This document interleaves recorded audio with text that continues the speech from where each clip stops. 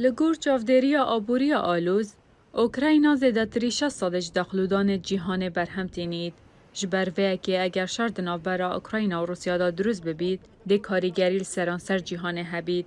لگور پسپور خوارنه الکس سمیت.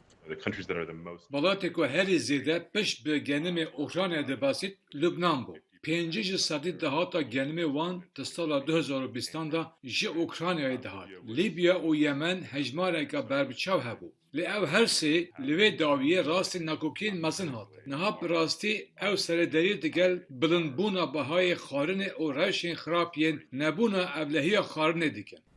شارزاد بیژن اگر نوکه که ماسید پیدا کرنا دخلودانی دا چه ببید، بازار جیهان دراستی شوکه بن. بگردای اوکراینا حجمارکا مزنیا کتابان تین فروتن بو ولاتین مینا چین و گلک بکرین دنین سرکه گر پرسکرک درکه و وی چاقی ده هنارتن گلک گیم بن. دگل بردوامی هشگه سالیه لامریکا باشور، جیهان پتر پش بجه دارین دید بستی تو اکو گنم اوکراینا.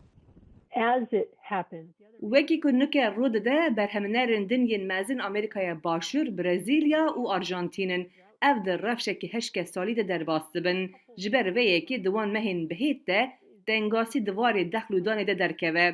اگر گهشتن دخلودان جهره من سرکه راوسته او دی باندورکی مزن چیکه و دی ببه سدم که بها گلک بلند ببه. پسپور خوارن سمیت باور دکت که تک چونو پیدا کرنا دخلودان اوکراینا چید بید مفای بگهین تا روسیا. جبر که ولاتین وکت چین دبه بر خوب ده تا روسیا دا که دخلودان خوشویر بینید. سروک روسیا ولادیمیر پوتین و یه چین شی جینگ پین هر لوه داویه دا پیمانک امضا کرد که چین راضی بو ریل اینانا گرم و جهی بکز جهمی هرمین روسیا. از باور دکم که روسیا هر وسا برهمهنه رکه گرینگ یا گنمیه. دواره چاندنه دا پگشتی او جده که مزنه.